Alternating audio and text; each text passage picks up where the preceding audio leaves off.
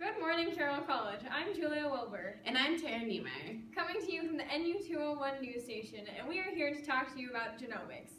But first, we are going to hit the field and see what Carroll College knows about it. Over to you, Holly. Thank you, Taryn. We are here on Carroll College campus today to discover what we know about the topic of genomics. Let's ask this nice young lady what she knows. Excuse me, ma'am, would you like to be interviewed today to know some things about genomics? Okay, awesome. Okay, so we're gonna start out with a few questions. What's your name? Kristen. Oh, nice to meet you. Nice I'm to meet Holly. you. Hi. I'm a nursing student here at Carroll College. Great to see you. So have you ever heard of the topic genomics? No. Okay, well, I'm here to tell you about it. Do you have any guesses what it might be? No. Okay, that's fine. Totally fine. So, let me provide you with some information. According to the National Institute of Health, genomics is an emerging medical discipline that involves using information about a person's genome as part of their clinical care. Isn't that fascinating? Very fascinating. I want to be a nursing student. Oh, that's awesome! Great. Okay, I just have one more question for you. Do you know what a genome is? I do not. That's okay, perfectly fine. So, a genome is in fact an organism's complete set of DNA. That is so cool. I know, isn't it? All right, back to you, Taryn, at the station. Wow, invigorating stuff out there, Holly. Now that we know what Carroll's campus knows about genomics, let's look at the significance of it.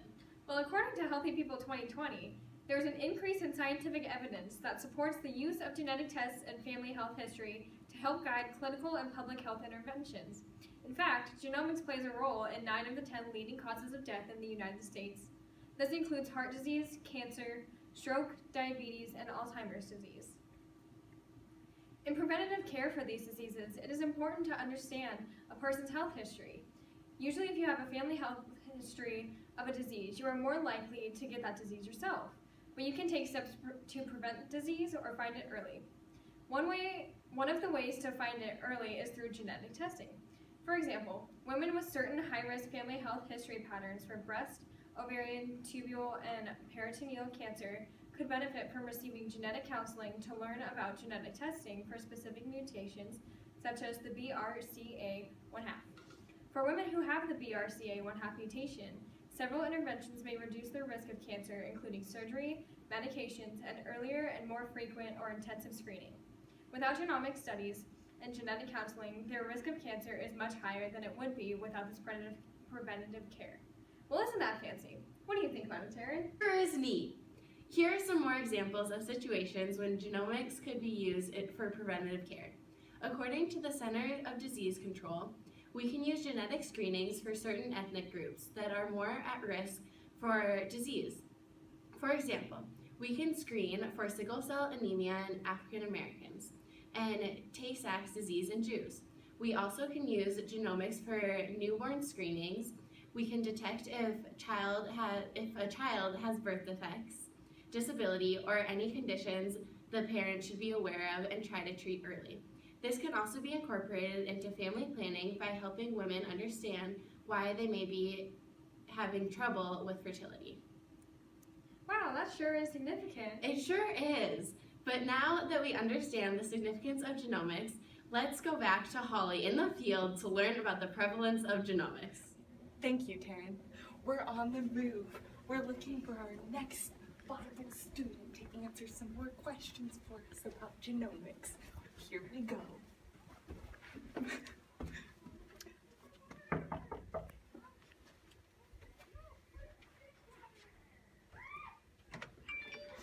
Hello! My name is Holly Wilson. I'm a nursing student at Carroll College. What is your name? Skylar. Nice to meet you. You're a freshman?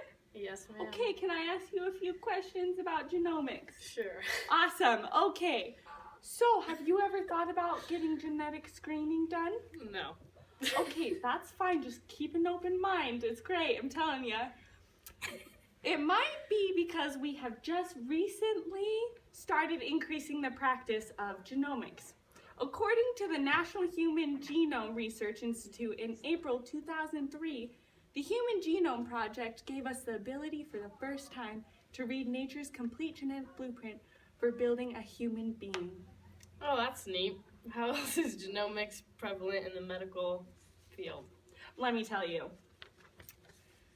Once again, according to the National Human Genome Research Institute, genome-based research is already enabling medical researchers to develop improved diagnostics, more effective therapeutic strategies, evidence-based approaches for demonstrating clinical efficacy, and better decision-making tools for patients and providers. Now back to the station with Taryn and Julia. Breaking news! This is just in. We learned some awesome information from Holly out in the field, but it is important to take into account some risks that are involved with genomics.